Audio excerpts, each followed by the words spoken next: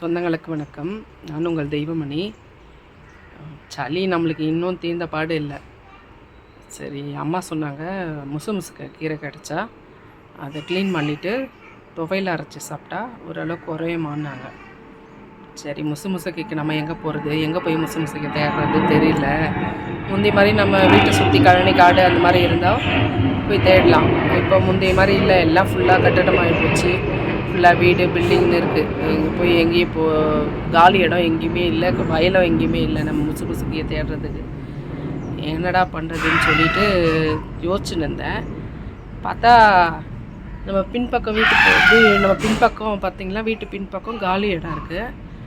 அதில் பார்த்தா ஒரு கொடி, முசுமுசுக்க கொடி ஏறி அப்படியே நம்ம வெத்தலை கொடி பக்கத்தில் படர்ந்துன்னு இருக்குது. இதை பாருங்க, காட்டுற பாருங்களா.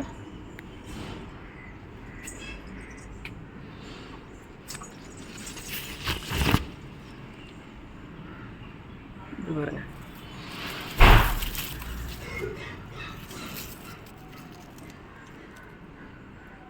முசுமுசுக்க கீரை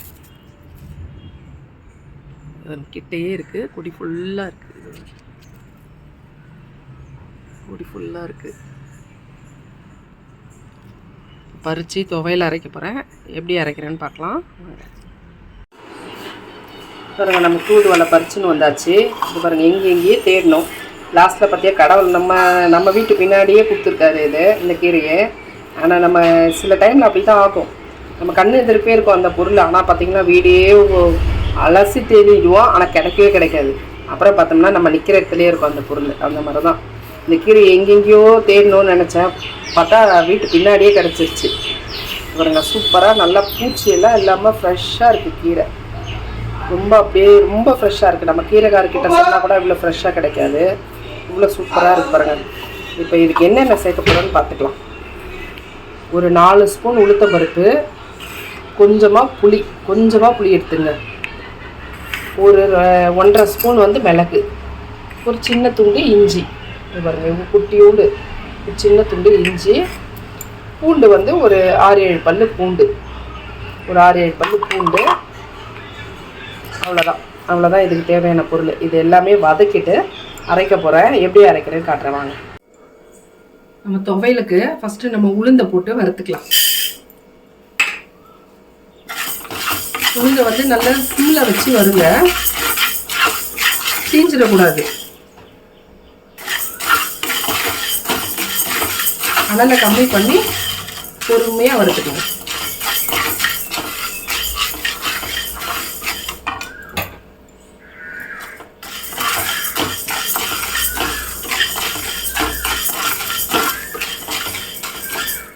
தூதுவளை இலை கிடச்சா கூட, தூதுவளை கீரை கிடச்சா கூட இதே மாதிரி நம்ம இதே தான் துவையலுக்கு இதே ஃபார்முலா தான். அப்படியே இதே மாதிரி ரெடி பண்ணிவிட்டு தூதுவளை கீரையும் அந்த நரம்பை கிள்ளணும்னு வச்சிங்களா, அந்த முள் அழகாக வந்துடும். அந்த முள்ளை எடுத்துகிட்டு இதே போல் தான் உளுத்தம் பருப்பு எல்லாமே போட்டு வதக்கி அரைச்சிட்டோன்னு வச்சிங்களேன், தூதுவளை துவையல் ரெடி.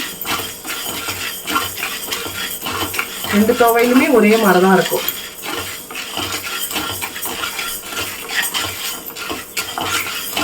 ரெண்டுமே நம்ம சளிக்காக சாப்பிட்றது தான்.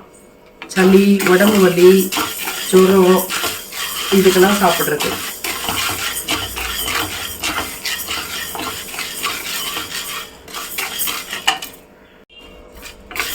பாருங்க, நம்ம உளுந்து நல்லா செவந்துருச்சு. இப்போ நம்ம மிளகு போட்டுக்கலாம். மிளகு 2 ஸ்பூன் எடுத்து வச்சுருக்கோம் இல்லையா, 1.5 ஸ்பூனு மிளகு போட்டுக்கலாம்.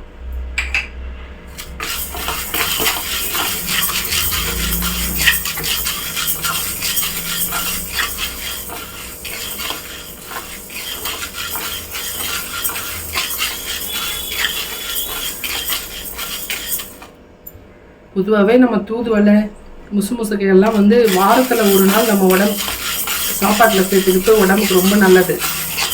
ஆனால் நம்மளுக்கு ஒரு விஷயம் கிடைக்காது. நம்மளுக்கு இது ரெண்டுமே நம்மளுக்கு கிடைக்காது. இன்னொன்று நம்ம செய்கிறதுக்கும் நம்மளுக்கு டைம் இருக்காது. நம்மளுக்கு கிடைக்குதுன்னா, பக்கத்தில் கிடைக்குதுன்ற போது வாரத்தில் ஒரு நாள் கண்டிப்பாக சேர்த்துக்கலாம். வர்றதுக்கு முன்னாடியே நமக்கு உடம்பு சளி பிடிக்கிறதுக்கு முன்னாடியே சரி பண்ணிக்கலாம்.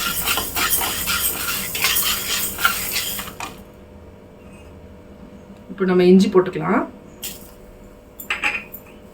கூடவே நம்ம பூண்டு எடுத்து வச்சுருக்கோம்ல, அதை உரிச்சு வச்சுருக்கேன், அதையும் போட்டுக்கலாம்.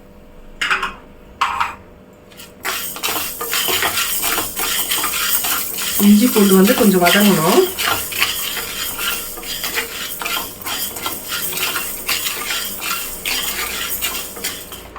இது எல்லாமே வந்து நம்ம ட்ரையாக தான் ஃப்ரை பண்ணணும், எண்ணெய் ஊற்றக்கூடாது, ட்ரையாக ஃப்ரை பண்ணணும். கடைசியாக தான் நம்ம எல்லாம் ரெடி ஆகிட்ட பிறகு துவையில் அரைச்சிட்டு அதுக்கப்புறம் தான் நம்ம சாப்பிடும் போது சூடாக சாதம் போட்டு அதில் நல்லெண்ணெய் விட்டுக்கலாம், இல்லைன்னா நெய் விட்டு சாப்பிட்லாம். நெய் இல்லை நல்லெண்ணெய், இந்த 2 எண்ணெய் மட்டும் விடுங்க, வேறு எந்த எண்ணெயும் வேணாம்.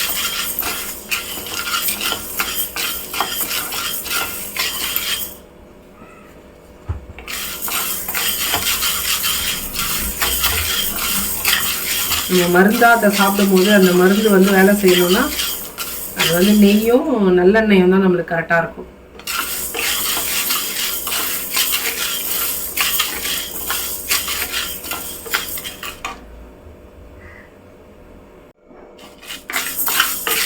இது பாருங்க, நம்ம இஞ்சி மிளகு உளுத்தம்பருப்பு எல்லாமே நல்லா வறுந்துருச்சு. இப்போ வந்து நம்ம முசுக்கு அலசி வச்சுருக்கோம், இதை போட்டுக்கலாம் கூட.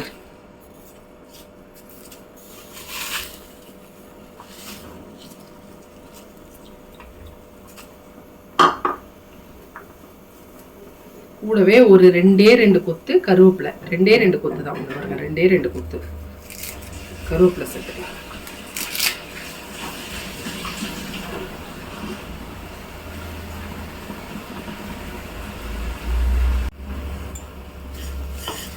இந்த கீரையும் நல்லா நம்ம வதக்கணும், இந்த பருப்போடையே சேர்த்து, பருப்பு இந்த மிளகு பூண்டோடையே சேர்த்து இதையும் நல்லா வதக்கிக்கணும். இது வதக்க வதக்க அதுவே சுருங்கிடும்.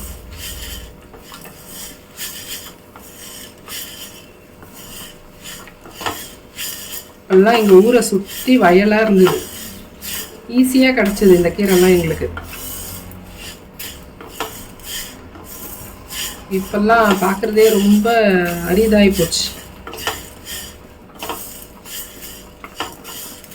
ஏதோ நம்மளுக்கு கடவுள் நம்மளுக்கு இன்னைக்கு பக்கத்துலேயே வச்சுருக்காரு, கை கட்டின தூரத்துலேயே நம்மளுக்கு இன்னைக்கு கிடச்சிது. என்னன்னா போயிட்டு இப்போ நம்ம 2 தெருவையும் ஒரு சுற்றிட்டு வந்திருப்பேன் நான்.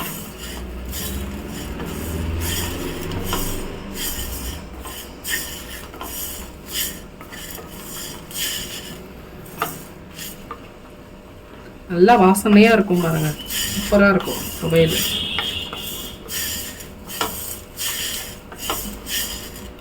இந்த சாதம் வந்து சூடாக போட்டு சாப்பிடுங்க, ஆறி போயிருக்கிறத விட சூடாக சாதம் போட்டு சாப்பிட்டீங்கன்னா செம்மையாக இருக்கும்.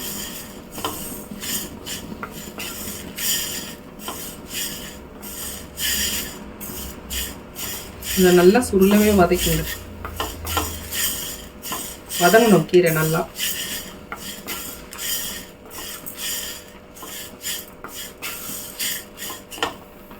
இந்த முசுக்கையில் ஒரு சொனை மாதிரி இருக்கும் அந்த கீரை மேலே, அது நல்லா நம்ம வதக்க வதக்க அந்த கீரை வந்து சுருங்க தான் வந்து அந்த சொனை போக்கும்.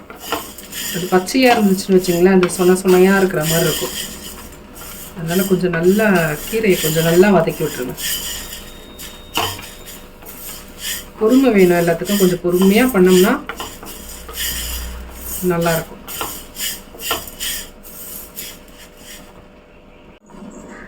அதாங்க நல்லா சுருள வதங்கிருச்சு. இப்போ கொஞ்சம் ஆற வச்சுட்டு இதை அரைச்சிக்கலாம். அம்மியில் அரைச்சா நல்லாயிருக்கும், அம்மி இல்லை என்கிட்ட, அதெல்லாம் மிக்ஸி ஜாரில் தான் அரைக்க போகிறேன். கொஞ்சம் ஆற விட்டு அரைச்சிக்கலாம். ஆனால் வீட்டில் ஒரு அம்மி இருக்கிறது நல்லது. அப்போ வச்சுருந்த அம்மியெல்லாம் தூக்கி போட்டாச்சு, இப்போ புதுசாக தான் போய் வாங்கணும் எல்லாருமே.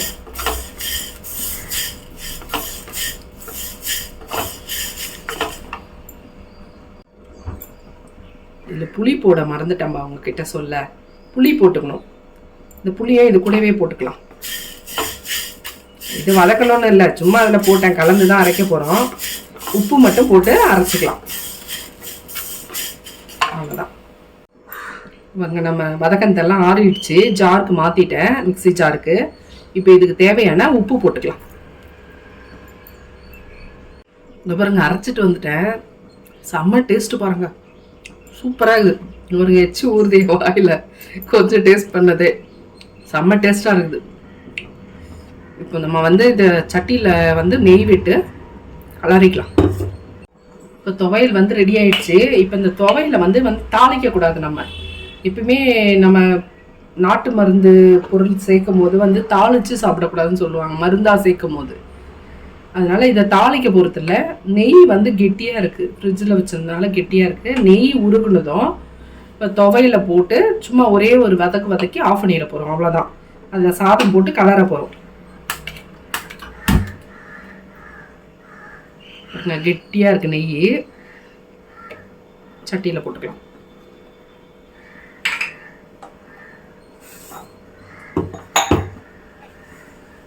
நம்ம இந்த துவையில போட்டு இப்போ இதில் ஒரே ஒரு வதக்கிட்டு ஆஃப் பண்ணிடலாம்.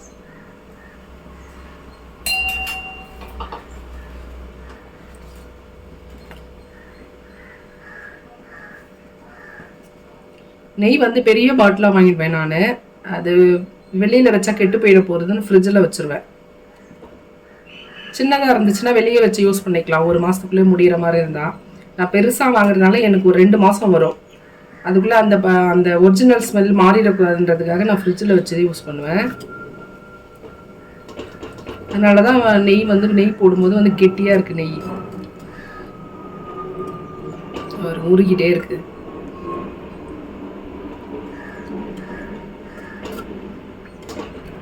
நல்லெண்ணெய் கூட போட்டுக்கலாம். நல்லெண்ணெய் போட்டுங்க வீட்டில் இருந்துச்சுன்னா. செக்கு நல்லெண்ணெயாக இருந்துச்சுன்னு வச்சுங்களேன், அதில் போட்டு சூடாக அப்படியே சாதம் தட்டில் போட்டு அதில் நல்லெண்ணெய் ஊற்றி அதில் இந்த துவையல் போட்டு அப்படியே பிசைஞ்சு சாப்பிட்லாம். அவ்வளோதான். நம்ம நெய் மெல்ட் ஆகிடுச்சு. இப்போ நம்ம அரைச்சி வச்சுருக்க இந்த துவையலை அதில் போட்டுக்கலாம்.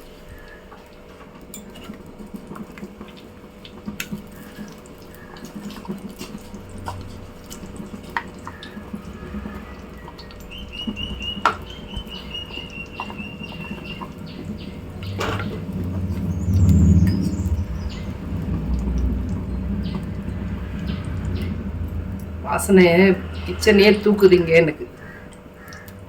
அந்த நெய்யோட இந்த துவையல் சேர்ந்து அவ்வளோ வாசனையாக இருக்கு.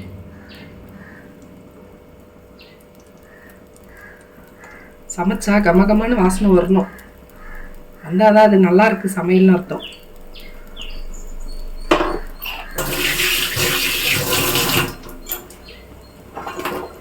அவ்வளோதான் பாருங்க, போட்டோமா சும்மா ஒரே ஒரு கலர் அந்த நெய்யோட மிக்ஸ் ஆகணும் அது துவையல். அவ்வளோதான், அது வேகலாம் வேணாம், ஏற்கனவே வெந்து போச்சு, எல்லாமே வறுத்துட்டோம் நம்ம, அதெல்லாம் வேக வைக்க வேணாம். அவ்வளோதான், முடிஞ்சிச்சு. திரும்ப வேக வச்சோம்னா இல்லைன்னு ஆகிடும், உளுத்தம்பருப்பு இருக்கிறதுனால. சும்மா அந்த நெய்யில் போட்டு அவ்வளோதான், கலரையே இறக்கிட வேண்டியதுதான், முடிஞ்சது. இப்போ நம்ம சூடாக சாதம் வடித்து வச்சுருங்க. சாதம் நல்லா சூடாக இருக்குது. இப்போ நான் கொஞ்சம் எடுத்து வச்சுட்டேன், இதில் ஒரு பாதி எடுத்து வச்சுட்டேன், நைட்டுக்கு இட்லிக்கு தோசைக்கு தொட்டுக்கலான்னு. இப்போ சாதம் பாருங்கள், ஆவி பறக்கதா, நல்லா சூடாக இருக்கணும் சாதம். அதை போட்டு கலரிக்கலாம்.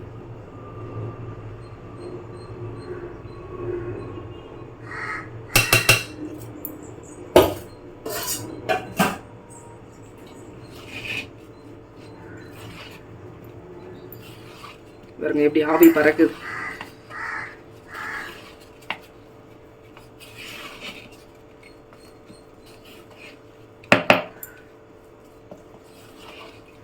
இந்த கலரே மாறல பாருங்க, இந்த பச்சை கலர் மாறாம எவ்வளவு சூப்பரா இருக்கு பாருங்க.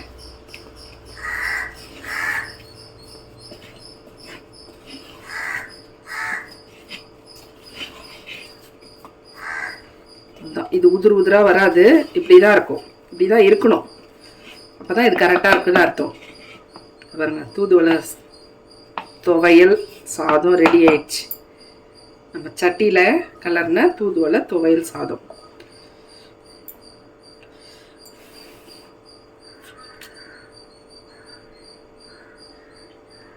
ஆஹா, அருமை அருமை. அருமையாக இருக்குங்க. எடுத்து வைக்கவே மனசு வராது, சாப்பிட்டுட்டே இருப்பீங்க. சூப்பராக இருக்கு.